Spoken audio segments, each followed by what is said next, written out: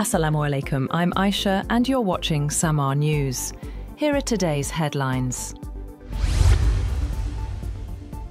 At least 36 people have been killed, while nearly 300 are missing, in a major fire that ripped through a housing estate in Hong Kong's Tai Po district. The blaze spread across 7 blocks of Wang Fuk Court, with thick black smoke rising over the area. Officials say residents were trapped as flames moved through bamboo scaffolding. The fire chief says extreme heat has stopped teams from reaching upper floors, but says they will keep trying.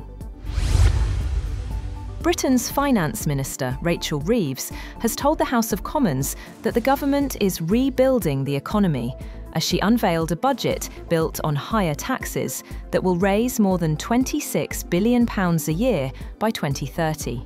Reeves told lawmakers that the plan builds on earlier moves to cut NHS waiting lists, ease living costs and reduce debt.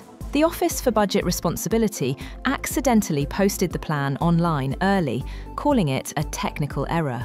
The measures include freezing income tax thresholds through 2031, a new annual tax on homes worth over £2 million, and higher duties on gambling. A mileage charge for electric cars starts in 2028, while fuel duty stays frozen. Russian President Vladimir Putin says the US understands the complexity of reaching a peace deal in Ukraine. Speaking in Bishkek with Belarus's Alexander Lukashenko ahead of a CSTO summit, he gave few details on talks with Washington. But the Kremlin confirmed that President Trump's envoy, Steve Witkoff, will visit Moscow next week, as Kyiv signals it is ready to advance the US-backed framework and discuss disputed points directly with Trump. US President Donald Trump has backed away from a Thursday deadline for Ukraine to agree to a US-backed peace plan and shrugged off a report that US negotiator Steve Witkoff coached the Russians on how to approach him on the topic. Trump, speaking to reporters on board Air Force One as he flew to Florida for the Thanksgiving holiday, said US negotiators are making progress in discussions with Russia and Ukraine, and Moscow had agreed to some concessions. Trump said his envoy, Steve Witkoff, will be traveling to Moscow to meet with Russian President Vladimir Putin next week, and that his son-in-law, Jared Kushner, was also involved. Russian forces have staged a mass drone attack on the southeastern Ukrainian city of Zaporizhia, triggering fires, injuring 19 people, and badly damaging buildings and vehicles. The regional governor, posting on the Telegram messaging app, said the attack destroyed shops and damaged 31 apartment blocks and 20 private homes. He said 8 people were being treated in hospital. Pictures posted online showed firefighters battling blazes at high-rise apartment buildings and gutted vehicles on city streets. The US-backed 28-point peace plan to end the war in Ukraine, which became public last week, has been drawn from a Russian-authored paper submitted to the Trump administration in October. The Russians shared the paper, which outlined Moscow's conditions for ending the war, with senior US officials in mid-October, following a meeting between US President Donald Trump and Ukrainian President Volodymyr Zelensky in Washington. The paper contained language that the Russian government had previously put forward at the negotiating table. France's highest court has upheld the conviction of former President Nicolas Sarkozy for illegal campaign financing. The ruling confirms his 2024 sentence of 1 year in prison for exceeding the spending limit during his failed 2012 re-election campaign. 6 months of that sentence were suspended and could be served through alternative means, such as wearing an electronic bracelet without going to jail.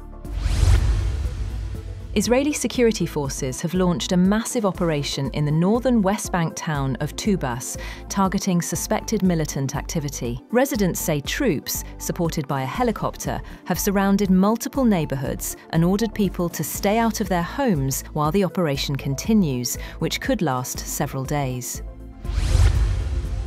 Nigeria's Kebbi state has reunited 24 abducted schoolgirls with their families. The girls were held for a week after gunmen took them from MAGA community. Officials said the girls were safe and had not been harmed in captivity. The state government thanked security forces for the rescue, while Kyiev's First Lady urged parents not to pull children from school.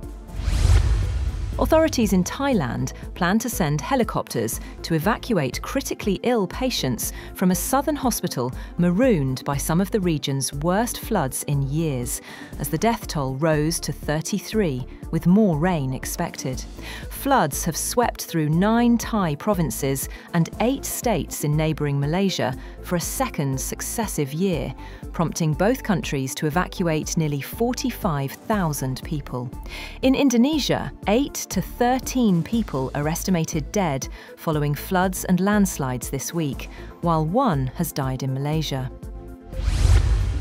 US President Donald Trump has said that he pressed Chinese President Xi Jinping to accelerate and increase Beijing's purchases of US goods during a phone call. And the Chinese leader more or less agreed. The US president told reporters aboard Air Force One that he told Xi he'd like him to buy it a little faster and buy more, adding that he's more or less agreed to do that. China has resumed purchases of US soybeans and halted its expanded curbs on rare earths exports, but the pace of purchases had been less than initially expected. Taiwanese President Lai Ching-te has said that he will introduce a $40 billion supplementary defense budget to underscore its determination to defend itself in the face of a rising threat from China. China, which views democratically governed Taiwan as its own territory, has ramped up military and political pressure over the past 5 years to assert its claims, which Taipei strongly rejects. Unveiling the $1.25 trillion Taiwanese dollars package, Lai said history had proven that trying to compromise in the face of aggression brought nothing but enslavement. And the flame for the Milano Cortina 2026 Winter Olympics has been lit in Greece. Bad weather forced organisers to hold a scaled-down indoor ceremony inside the Olympia Museum. The flame now begins a week-long relay in Greece before heading to Italy on December 4th for a nationwide journey leading up to the February opening ceremony. That's all for now. For more updates, visit www.SAMAA TV. Thank you for watching SAMAA News.